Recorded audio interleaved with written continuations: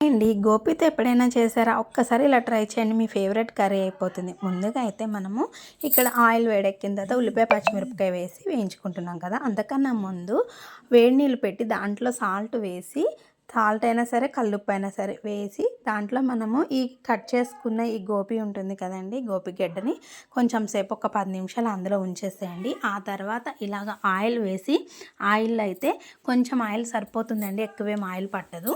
ఆయిల్‌లో కొన్ని కొన్ని ముక్కలు వేస్తూ ఫ్రై చేయండి. అక్కడ ఫ్రై అవుతూ ఉంటాయి కదా! ఇక్కడ మనకి ఉల్లిపాయలు ఫ్రై అయిపోయిన తర్వాత టమాటాలు కూడా వేసేసి అవి మంచిగా ఫ్రై అవ్వనివ్వండి. ఇక్కడ మంచిగా ఇవి ఫ్రై అవుతుంటే దీంట్లో కొంచెం పసుపు, సాల్ట్ కూడా వేసి మంచిగా వేగనివ్వండి.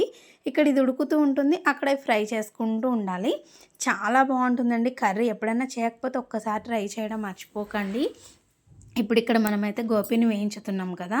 ఇక్కడేమో సరిపోయినంత సాల్టు, కారం అన్నీ వేసేసుకోవచ్చు. అల్లం వెల్లుల్లి పేస్టు అన్నీ ఒకదాని వెనక ఒకటి వేసుకొని ఇదనేది మనం మంచిగా ఇక్కడ ఉడికిపోతూ ఉంటుందన్నమాట. ఇక్కడ నేను అల్లం వెల్లుల్లి పేస్ట్ అనేది వేస్తున్నా. ఇలా కర్రీ చేసినప్పుడు ఎప్పుడైనా సరే మీరు అల్లం వెల్లుల్లి పేస్ట్ అనేది ఫ్రెష్‌గా ఉండేలా చూసుకోండి. కర్రీ ఇంకా టేస్ట్ పెరిగిపోతుందన్నమాట.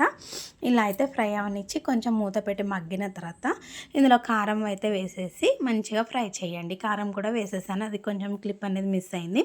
మీ టేస్ట్‌కి సరిపడా కారాన్ని వేసి మంచిగా ఫ్రై అవ్వనివ్వండి. ఇక్కడ మనము అన్ని ముక్కల్ని వేయించుకున్నాం కదా! అవన్నీ తీసుకొచ్చేసి గోపి ముక్కల్ని మరీ వేగనవసరం లేదు, వీడియోలో చూపిస్తున్న విధంగా వేయించేసి అవైతే ఇందులో వేసి మంచిగా కలిపి కొంచెం సేపు అయితే ఇలాగా మనకి ఉప్పు, కారము, ఆ మసాలా అనేది మొత్తం అల్లం వెల్లుల్లి పేస్ట్ వేసినాం కదా!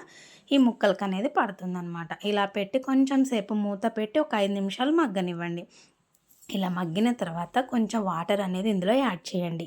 ఈ కర్రీ చపాతీలోకి కానీ, రైస్లోకి కానీ అసలు ఎంత టేస్ట్ ఉంటుందంటే ఒక్కసారి ఇలా ట్రై చేయండి. మీకు ఎలా వచ్చిందో నాకు కామెంట్ చేయడం మర్చిపోకండి.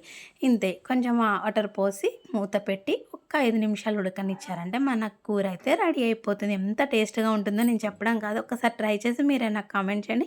వీడియో నచ్చితే లైక్ చేయండి.